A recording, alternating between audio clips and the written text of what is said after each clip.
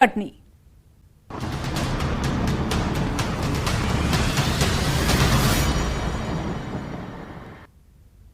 માવઠા અંગે અંબાલાલની મોટી આગાહી 21મી તારીખથી ફરી હવામાન પલટાશે। રોહિણી નક્ષત્રમાં ભારે વરસાદની શક્યતા। 21મીથી સાયક્લોનિક સર્ક્યુલેશન સર્જાશે।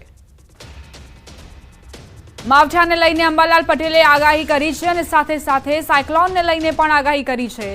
21મીથી સાયક્લોનિક સર્ક્યુલેશન સર્જાશે, જેના કારણે માવઠું વરસશે, હવામાનમાં પલટો આવશે।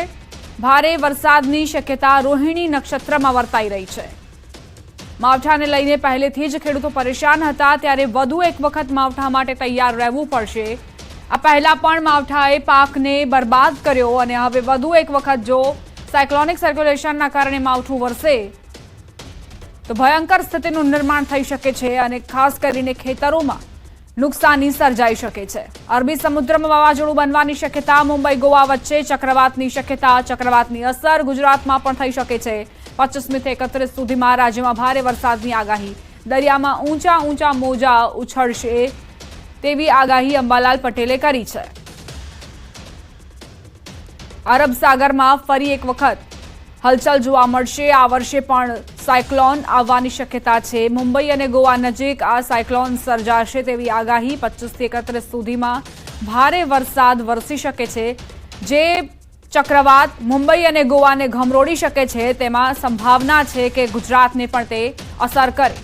અમારી સાથે અંબાલાલ પટેલ પોતે જોડાઈ ગયા છે, તેમની પાસે જઈએ અને જાણીએ કે કેવા પ્રકારની સ્થિતિ નિર્માણ થઈ શકે છે। અંબા કાકા, જે સ્થિતિ અત્યારની છે જી નમસ્કાર, મારો પહેલો પ્રશ્ન है કે અત્યારની સ્થિતિને જોતા તમને શું લાગે છે, માવઠાને લઈને કેવા પ્રકારની શક્યતાઓ?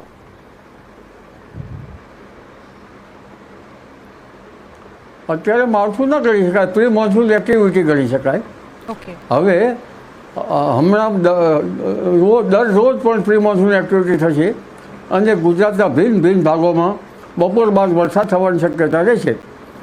પરંતુ અત્યારે હાલ હવામાનમાં જે પલટો આવવાની શક્યતા રહે છે એ લગભગ મુંબઈ અને ગોવા વચ્ચે એક સિસ્ટમ બની રહી છે।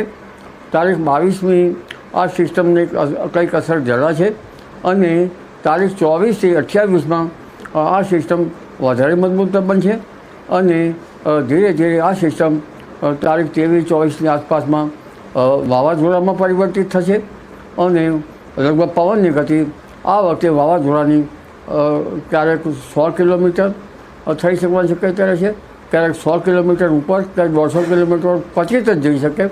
પરંતુ દરિયો જાણે વલ્લવાતો હોય તેવું જણાશે। ઊંચા મોજા ઉછળશે, દરિયાખેડૂ સાવધ રહેવાની જરૂર છે અને આ ચક્રવાતની અસરો ધીરે ધીરે દક્ષિણ ગુજરાતમાં આગળ વધતી જશે અને દક્ષિણ ગુજરાતમાં ભારે ગાજવીજ, આંધી અને વંટોળ સાથે વરસાદ થવાની શક્યતા રહે છે। કેટલાક ભાગમાં ભારે વરસાદ થવાની શક્યતા રહે છે, કેટલાક ભાગમાં જળબંબાકારની સ્થિતિ રહેશે, કેટલીક નાની નદીઓમાં સામાન્ય પૂર આવવાની શક્યતા રહેશે। ત્યારબાદ આ જે વરસાદ જે છે એ ગુજરાતને પણ ધમરોળશે અને લગભગ જૂનાગઢના ભાગો, ભાવનગરના ભાગો, અમરેલીના ભાગો અને વેરાવળના ભાગોમાં પણ ભારે વરસાદ થવાની શક્યતા રહેશે। ક્યાંક અતિ ભારે વરસાદ થવાની શક્યતા રહેશે। પશ્ચિમ સૌરાષ્ટ્રના ભાગોમાં પણ અતિ ભારે વરસાદ થવાની શક્યતા રહેશે। આ ઉપરાંત ઉત્તર સૌરાષ્ટ્રના ભાગો, કચ્છના ભાગોમાં પણ વરસાદ થવાની શક્યતા રહેશે, ક્યાંક ભારે વરસાદ ખાબકી શકે છે। આ ઉપરાંત વડોદરાના ભાગોમાં પણ વરસાદ થવાની શક્યતા રહેશે, ક્યાંક ભારે વરસાદ ખાબકી શકે છે। અમદાવાદ, ગાંધીનગરમાં વરસાદ થવાની શક્યતા રહેશે। મહેસાણા, બનાસકાંઠા, પાલનપુર, આ ઉપરાંત પંચમહાલ, મહીસાગર અને લગભગ ઉત્તર ગુજરાતના અન્ય ભાગોમાં વરસાદ થવાની શક્યતા રહેશે। કપડવંજ, આણંદ, વડોદરા, નડિયાદ ઉપરાંત ખંભાત, તારાપુર વગેરે ભાગોમાં વરસાદ થવાની શક્યતા રહેશે અને આ વરસાદ જે છે એ દક્ષિણ ગુજરાતમાં ઘણી વખત ખબર લઈ નાખે તેવો પણ વરસાદ થવાની શક્યતા રહેશે। જોકે આ વાવાઝોડાની પુષ્ટિ તો હવામાન ખાતું કરે પછી જ યોગ્ય રહેશે। જી અંબા કાકા, અત્યારની સ્થિતિને જોતા તમારું અનુમાન શું કહે છે? મુંબઈ ગોવા વચ્ચે આ સાયક્લોન સર્જાશે કે લેન્ડફોલ દક્ષિણ ગુજરાતમાં કરશે? શું સંભાવનાઓ તમને જોવા મળી રહી છે?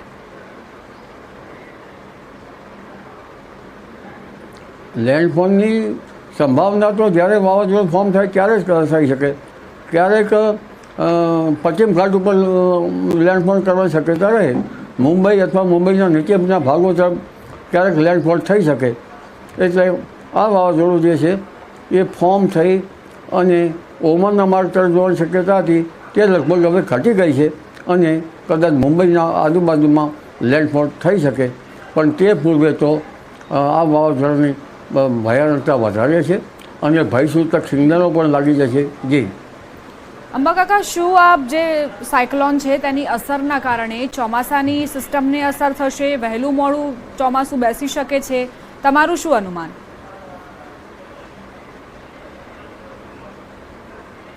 મારું અનુમાન એમ છે કે જો એકાએક ભારે વરસાદ થઈ જતો હોય છે તો ચોમાસાની સિસ્ટમને લગભગ તે ખોરવી પણ નાખતું હોય છે અને ઘણી વખત મોડરેટ રેનફોલ થતો હોય અને એમાં જરા વ્યવસ્થિત રીતે રિધમ આગળ ચાલતી હોય મોસમની તો મોન્સૂન વરસાદને ખેંચી પણ લાવતું હોય છે. એટલે જોવા જઈએ તો એક ધારો અંધારો વરસાદ એકદમ ખાબકી શકે તો ત્યાંની લગભગ વિપરીત અસર ચોમાસા ઉપર થઈ શકવાની શક્યતા પૂરી જણાય છે. પરંતુ કેવું ત્યારે સાયક્લોનની અસર છે, કેવી અરબી સમુદ્રમાં કેવું ચોમાસું વાહનને ખેંચી લાવે છે તે ઉપર આધાર રહેશે. જી અંબાકાકા, જો પશ્ચિમથી લઈને પૂર્વ તરફ પવનો જાય તો જેમ કે લેન્ડફોલ થાય ત્યારબાદ જે પવનો જશે તો પશ્ચિમથી લઈને પૂર્વ તરફ જશે કે પછી ઉત્તર, એટલે કે ગુજરાતને પણ અસર પહોંચી શકે? જો ઉત્તર તરફ જતા હોય તો ગુજરાતને પણ વધારે અસર પહોંચી શકે છે. શું ઉત્તર ગુજરાત સુધી તેની અસરો વર્તાશે?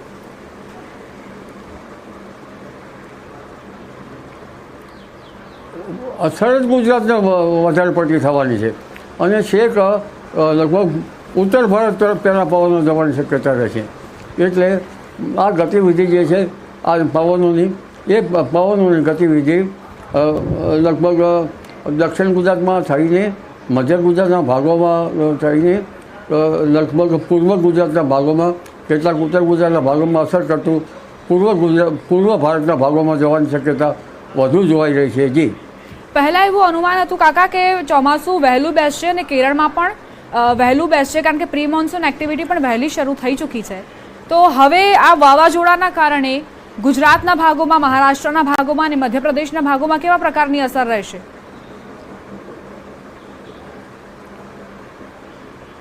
વાવાઝોડાના ભાગે કર્ણાટકના ઉપરના ભાગો, મુંબઈ મહારાષ્ટ્રના ભાગો, સૌરાષ્ટ્રના ભાગોમાં તો ભારેથી અતિ ભારે વરસાદ થવાની શક્યતા રહેશે. કેટલાક ભાગોમાં તો 15 થી 20 ઇંચ જેવો વરસાદ ખાબકી શકે છે. પરંતુ જે એક બાજુ સાયક્લોનની અસર અને અન્ય બાજુ મોન્સૂનની કમિંગની અસર જોઈએ તો આપણે લગભગ શ્રીલંકાના ભાગો પરથી 22-23 તારીખમાં ચોમાસું આગળ વધવાની શક્યતા જણાય છે.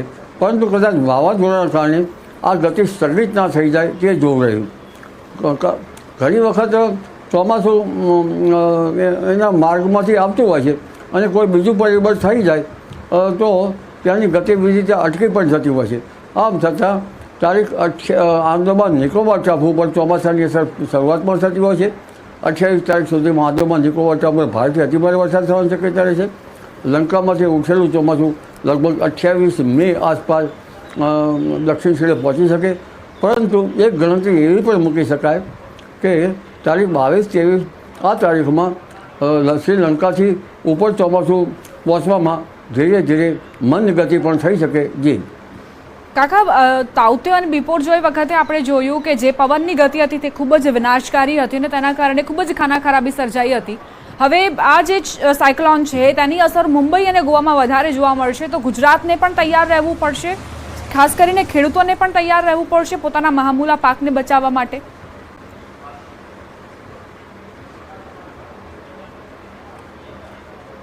લગભગ એપ્રિલ માસથી જૂન માસમાં વાવાઝોડા થતા હોય છે પણ આ વખતે નથી થયા. એના માટે ઘણા સામુદ્રિક પરિબળો અગત્યના છે. લગભગ sea temperature, Indian ocean dipole, હિન્દ મહાસાગરની સ્થિતિ, દક્ષિણ ગોળાર્ધમાં વરસાદની પ્રવૃત્તિ સ્થિતિ. પરંતુ આ વખતે આ જે સ્થિતિ છે તેના કારણે દરિયા ખેડૂતોએ સાવધ રહેવું પડશે, ખેડૂત ભાઈઓએ સાવધ રહેવું પડશે કારણ કે દરિયો જાણે વલવાતો એવું થશે અને પવનની ગતિ ક્યારેક 100 કિલોમીટર ઉપર રહેવાની શક્યતા રહે છે, ક્યારેક એકાએક કદાચ 150 કિલોમીટરની પણ થઈ શકવાની શક્યતા રહે. પણ ભારે વરસાદથી જળભરાવની સ્થિતિ ખેતરોમાં થવાની શક્યતા રહે છે અને જેના કારણે જો કોરામાં અત્યારે તો બિયારણ નહીં વવાયું હોય કારણ કે ગરમી પડી રહી છે, પરંતુ જો બિયારણ કોરામાં વાવી દેવામાં આવે તો આ બિયારણ ઢબળાઈ જતું હોય છે અને જ્યારે વાવાઝોડાની અસર સમાપ્ત થઈ જાય ત્યારે ખાસ તો એ ધ્યાન રાખવું પડશે કે વરાપ થઈ વાવવું સારું, પરંતુ તે પહેલાં લગભગ વીજળીના થાંભલા પડી જવાની શક્યતા રહેતી હોય છે, ઝાડો પડી જવાની શક્યતા રહેતી હોય છે. એટલે આ બધી જે બાબતો છે એ સરકાર તો એના પગલાં લે છે, પરંતુ વાડામાં પૂરેલા ઢોળે માલધારીઓએ પણ ધ્યાન રાખવું પડશે, કારણ કે ઘણી વખત નાના ઘેટા બકરા જેવા છે એ લગભગ સ્થિર રહી શકતા નથી અને ખંગોળાઈ જતા હોય છે. આ ઉપરાંત જે ઝાડ જે છે એ પણ વળી જતા હોય છે અને જે પાક વાવેલો છે એમાં ઉનાળુ પાકમાં લગભગ જળમગ્ન પાણી ભરાઈ જતું હોય છે. એટલે જાણે આ ઉનાળો છે કે ચોમાસું છે ખ્યાલ નહીં આવે અને એકાએક અણધાર્યો ભારે વરસાદ ખાબકી શકવાની સાથે સમગ્ર જનધનની કાળજી રાખવી પડશે અને ખેડૂતોએ પણ જાગૃત રહેવું પડશે અને તે પછી 8મી તારીખ આસપાસ વરસાદ થવા જતાં ત્યાર પછી રોગચાળો ફેલાતો હોય છે. જી આભાર અંબાલાલ કાકા અમારી સાથે વાતચીત માટે અને આ માહિતી આપવા માટે.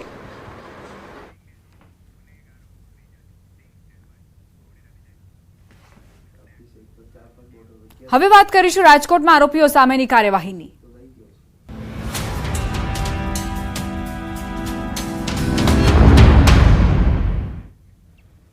આરોપીઓના ગેરકાયદે દબાણો પર દાદાનું બુલડોઝર. રાજકોટમાં આરોપીઓના ઘર પર બુલડોઝર ફર્યું. 38 આરોપીઓના ઘર ઉપર ડિમોલેશન શરૂ. 38 ગેરકાયદે બાંધકામ તોડી પાડવાની કામગીરી હાથ ધરાઈ. અલગ અલગ ગુનામાં ઘણી વખત પકડાયેલા આરોપીઓ કુલ 2610 ક્ષેત્રફળ ચોરસ મીટર જગ્યા પર દબાણ કરાયા હતા. 6,52,50,000ની કિંમતની જગ્યાને ખુલ્લી કરવામાં આવશે. રાજકોટમાં પણ દાદાનું બુલડોઝર એક્ટિવ મોડમાં છે. આ કાર્યવાહીના દ્રશ્યો એ દબાણકારો માટે છે જે ગેરકાયદે દબાણ ઊભા કરી દેતા હોય છે અને ત્યારબાદ સરકારી જમીન પરથી આવક પણ મેળવતા હોય છે અથવા તો ત્યાં વસવાટ કરતા હોય છે. ગુનેગારોના ગેરકાયદે દબાણો પર કઈ રીતે જેસીબી મશીન ફરી વળ્યું છે તેના દ્રશ્યો જુઓ. 38 ગેરકાયદે બાંધકામ તોડી પાડવાની પ્રક્રિયા ચાલી રહી છે અને અલગ અલગ ગુનામાં ઘણી વખત પકડાયેલા આરોપીઓનો અડ્ડો આ ગેરકાયદે મકાનો અને દબાણો હતા, જેની જગ્યા પર બુલડોઝર ફરી વળ્યું છે. એ તમામ ગુનેગારો જે અહીંથી જ પોતાનું સામ્રાજ્ય ચલાવતા હતા તેમને નેસ્ત નાબૂદ કરવા માટેની આ કાર્યવાહીનું પહેલું પગલું છે.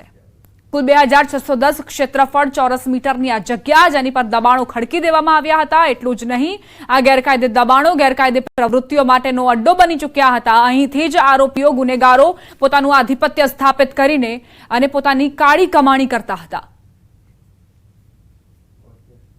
38 જેવા અસામાજિક તત્વોના ગેરકાયદેસર બાંધકામ દૂર કરવાની કાર્યવાહી ચાલુ છે.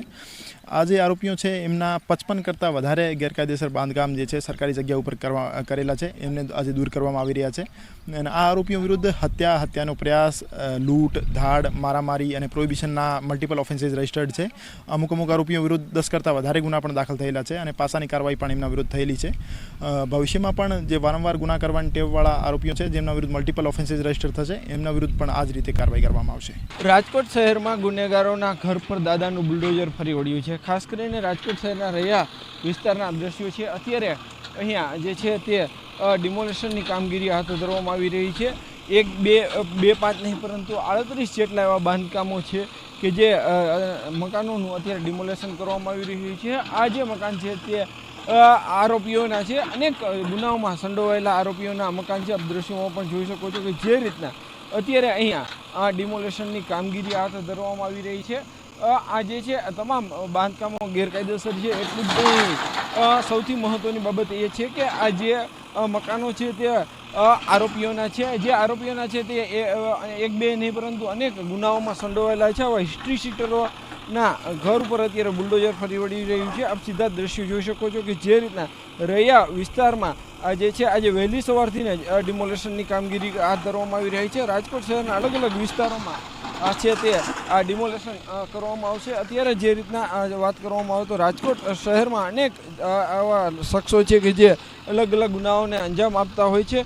આવા ગુનેગારોને જે છે એ સબક શીખવાડવા ખાસ કરીને રાજકોટ મહાનગરપાલિકાના સંયુક્ત ઉપક્રમે પોલીસ દ્વારા છે જે છે એ મહાનગરપાલિકાની ટીમને સાથે રાખી અને અત્યારે જે છે ડિમોલેશનની કામગીરી હાથ ધરવામાં આવી રહી છે. ખાસ કરીને જે રાજકોટ શહેરનો આ રૈયા વિસ્તાર છે કે જ્યાં આ મકાનો આવેલા છે, આ તમામ જે આરોપીઓના જે ગેરકાયદેસર મકાનો છે તેને અત્યારે ડિમોલેશન કરવાની કામગીરી હાથ ધરવામાં આવી છે. હાર્દિક જોશી, ન્યૂઝ 18 ગુજરાતી, રાજકોટ. દાહોદ મનરેગા કૌભાંડમાં કિરણ ખાબડની પણ ધરપકડ. મંત્રી બચુભાઈ ખાબડના પુત્ર કિરણ ખાબડની ધરપકડ. પોલીસે ફરાર મંત્રી પુત્ર સહિત 4ની ધરપકડ કરી. પોલીસે મંત્રી પુત્ર કિરણ ખાબડ, દેવગઢ બારિયાના એપીઓ દિલીપ ચૌહાણ અને ધનપુરના ડેપ્યુટી ડીડીઓ રાઠવાની ધરપકડ કરી છે. આ કૌભાંડમાં અત્યાર સુધીમાં 11ની ધરપકડ થઈ ચૂકી છે. આ કૌભાંડમાં મંત્રીના બંને પુત્રોની ધરપકડ થઈ છે. અગાઉ મંત્રી બચુભાઈ ખાબડના પુત્ર બળવંત ખાબડ સહિત તત્કાલીન ટીડીઓ દર્શન પટેલની પણ ધરપકડ કરાઈ હતી. હાલમાં બંને આરોપીઓ રિમાન્ડ પર છે. સંવાદદાતા સૌરભ જોડાઈ ગયા છે વધુ જાણકારી સાથે. સૌરભ, મંત્રી પુત્ર પર કાર્યવાહી શું વિગત? બિલકુલ કહી શકાય કે જો મનરેગા કૌભાંડને લઈને દાહોદ પી ડિવિઝન પોલીસ સ્ટેશન મથકે જે ડીઆરડીએ નિયામક દ્વારા ફરિયાદ નોંધવામાં આવી હતી.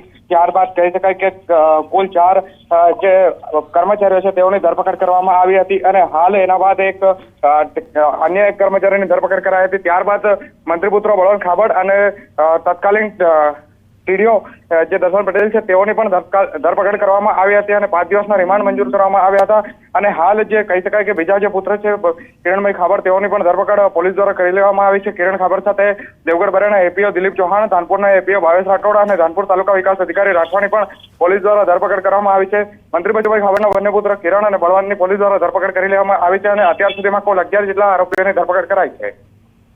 સૌરભ, મનરેગા કૌભાંડને લઈને શું જાણકારી છે? કેવા પ્રકારની તપાસ ચાલી રહી છે અત્યારે?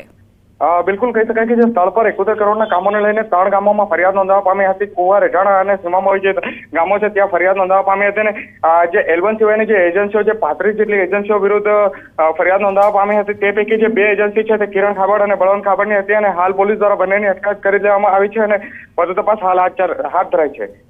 આભાર સૌરભ જાણકારી આપવા માટે.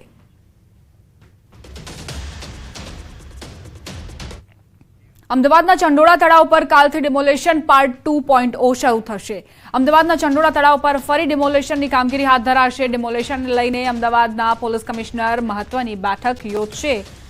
પોલીસ એમસીના અધિકારીઓ સાથે બેઠક મળશે. ડિમોલેશનની પ્રક્રિયાને લઈને ચર્ચા કરવામાં આવશે.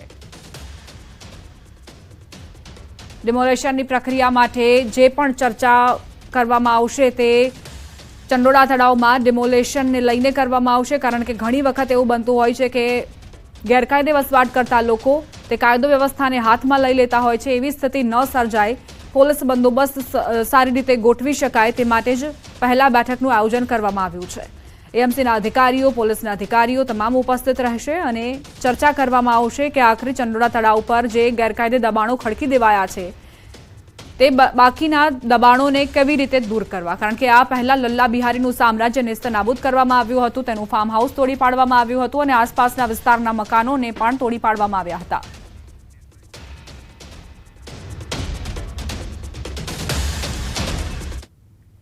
હવે વાત કરીએ તરસની.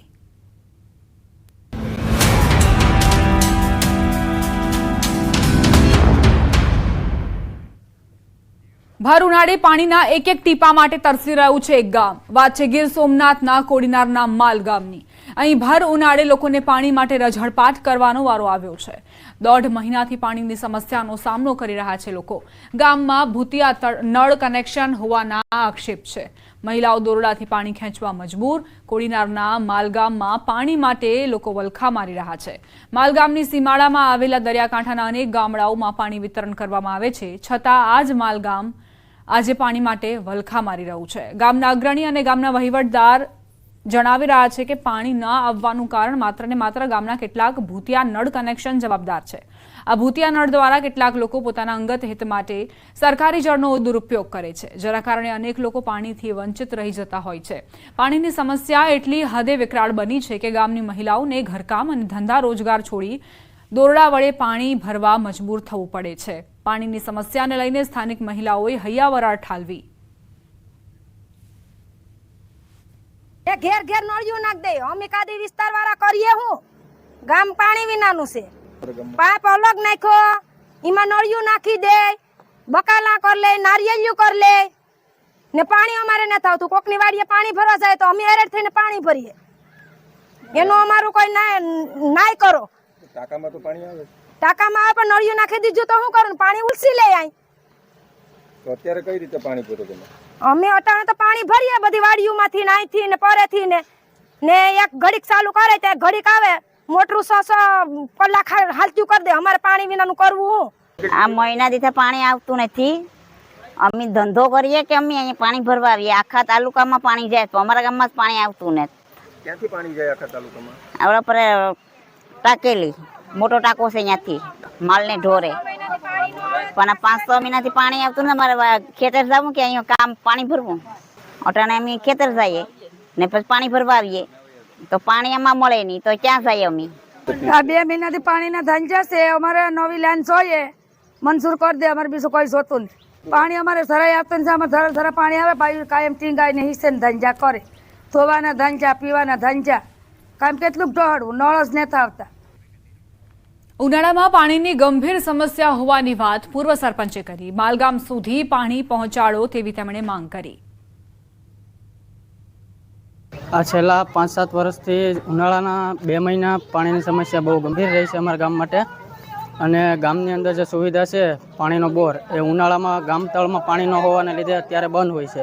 અમારા ગામમાં પાણી નથી નર્મદાનું આવતું। જે તે સમયે માલગામની અંદર પાણીની ટાંકી બની તે સમયે કોઈ પણ જાતનું ત્યાં લખાણ કે કોઈ પણ જાતનું કરેલું નથી। અમારા ગામની જમીન હોવા છતાં અમારા ગામને પાણી મળતું નથી।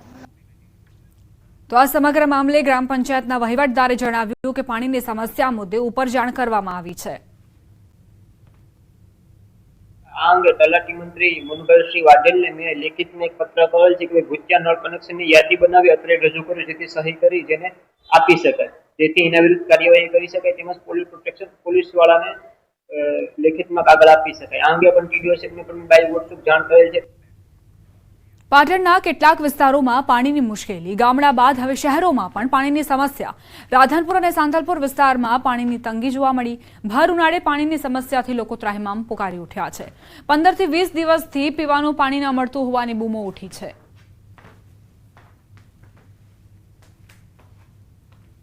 ઉનાળાની શરૂઆત થતાં જ પાટણ જિલ્લાના અંતિયાળ ગામોમાં પીવાના પાણીની સમસ્યા ઉદ્ભવે છે, પરંતુ અત્યાર સુધી તે દ્રશ્યો સામે આવતા હતા તે ગ્રામ્ય વિસ્તારના હતા, પરંતુ આજે જે દ્રશ્યો બતાવું છું તે શહેરી વિસ્તારના છે। એક બાજુ સરકાર હર ઘર નળ સે જલના વાયદા કરવામાં આવે છે, પરંતુ જે દ્રશ્યો બતાવવામાં આવે છે તે રાધનપુર વિસ્તારના છે। રાધનપુર નગરપાલિકા વિસ્તારમાં વોર્ડ નંબર 3, 4 અને 6 સહિત અન્ય કેટલા વોર્ડ છે જ્યાં પીવાના પાણીની વિકરાળ સમસ્યા ઉદ્ભવી છે। વહેલી સવારથી જ મહિલાઓ પીવાના પાણી ભરવા માટે રજટપાટ કરે છે, પરંતુ જેટલું પાણી પરિવારને જોઈએ છે તેટલું પૂરું પાણી મળતું નથી। તેના કારણે જ અંદરો અંદર ક્યાંક ઝઘડા એટલે કે કજિયાના। અમરેલીના દરિયામાં દેખાયેલી શંકાસ્પદ બોટને લઈને મોટા સમાચાર। દમણના દરિયામાં દેખાયેલી શંકાસ્પદ બોટ અંગે ખુલાસો। વલસાડ જિલ્લા એસઓજી અને એલસીબી પોલીસનું ઓપરેશન। બોટમાં સવાર 2 શંકાસ્પદોની અટકાયત કરાઈ। બંને સ્થાનિક માછીમારો વલસાડના હોવાની પ્રાથમિક માહિતી છે। દરિયામાં બોટ બગડી જતા ધુમાડો નીકળ્યો હતો। દરિયામાં અન્ય માછીમારોને ગેરસમજ થઈ હતી। પોલીસના ઉચ્ચ અધિકારીઓએ પૂછપરછ શરૂ કરી। રવિ નામની બોટ વલસાડની હોવાની માહિતી છે। શંકાસ્પદ જણાતા કોસ્ટગાર્ડના હેલિકોપ્ટર દ્વારા દરિયામાં લોકેટ કરી હતી। અટકાયત કરાયેલા બંનેની સઘન પૂછપરછ હાથ ધરાઈ છે। તો આ બોટ જે અમરેલીના જાફરાબાદના દરિયામાં જોવા મળી હતી, બોટ બગડી હોવાનો દાવો બંને સવાર વ્યક્તિઓએ કર્યો છે। તેમણે કહ્યું કે બોટ બગડી જતા ધુમાડો નીકળતો હતો, જેના કારણે અન્ય માછીમારોને ગેરસમજ થઈ હતી। જોકે તેમની આ વાતમાં કેટલી સત્યતા છે તે સઘન પૂછપરછ બાદ જ જાણકારી મળશે। અત્યારે તપાસ એજન્સીઓ તપાસ કરી રહી છે। જે કોસ્ટગાર્ડના હેલિકોપ્ટર છે તેમણે આ દરિયામાં બોટને રીલોકેટ કરી હતી અને ત્યારબાદ દમણના દરિયામાં આ બોટ દેખાતા જ તેની સામે કાર્યવાહી કરાઈ હતી. બંને જે શકમંદો છે તેમની પૂછપરછ હાથ ધરવામાં આવી છે. પ્રાથમિક જાણકારી એ છે કે બંને આ બોટમાં સવાર હતા, જે વલસાડના હોવાની જાણકારી છે. શંકાસ્પદ બોટને લઈને આ મોટો ખુલાસો.